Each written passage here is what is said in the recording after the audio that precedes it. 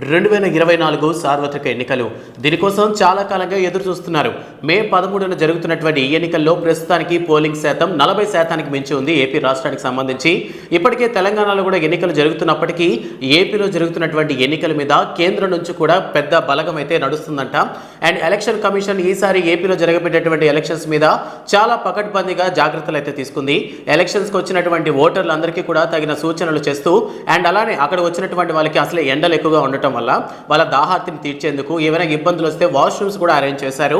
And కొన్ని దగ్గరలో అయితే పింక్ బూత్లను కూడా ఏర్పాటు చేశారు. అలానే వృద్ధులకు వికలాంగులు కూడా ఓటర్లకు సౌకర్యం కల్పించడానికి వాళ్ళ కోసం వీల్ చైర్స్ కూడా అందుబాటులో ఉంచారు.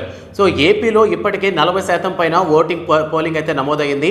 ముఖ్యంగా ఇందులో నెల్లూరు జిల్లాకు సంబంధించి పలు నియోజకవర్గాల్లో పోలింగ్ శాతం ఎంతవరకు నమోదైంది అనేటటువంటి విషయాన్ని ఇప్పుడు మనం చూద్దాం. ముఖ్యంగా నెల్లూరు జిల్లాలో సంబంధించినటువంటి కందుకూరు నియోజకవర్గంలో 37.12% ఓటింగ్ అయితే ప్రస్తుతానికి నమోదయ్యింది. అలానే ప్రధాన నగరంగా కావాలని చెప్పుకోవచ్చు. ఇక్కడ 34.75% అయితే పోలింగ్ నమోదై ఉంది. తర్వాత ఆత్మకూరులో 41.03, అన్నిటికంటే కోవూరులో కూడా 47.08, నెల్లూరు సిటీకి సంబంధించి 43% పోలింగ్ అయితే నమోదయ్యింది. నెల్లూరు రూరల్కి 40.89% నమోదయ్యింది. ఉదయగిరిలోనే అత్యధికంగా 52.16% అయితే పోలింగ్ నమోదయ్యిందని చెప్తున్నారు. అండ్ సర్వేపల్లిలో 42.20% పోలింగ్ ప్రస్తుతానికి మధ్యాహ్నం 3 గంటల సమయం వరకు ఇది అనమాట వచ్చినటువంటి అప్డేట్స్. అండ్ ఇప్పటి వరకు కూడా ఓటింగ్ పరిస్థితిని కనుక చూసుకున్నట్లయితే చాలా ఉద్రిక్త వాతావరణం జరిగింది.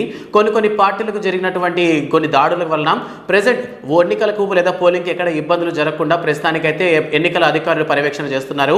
ఇంకా ఎన్ని జరగకపోతే, ఎందుకంటే సాయంత్రం 6 గంటల వరకు ఉంది కాబట్టి పోలింగ్ శాతం పెరిగే అవకాశాలు ఉన్నాయని చెప్తున్నారు.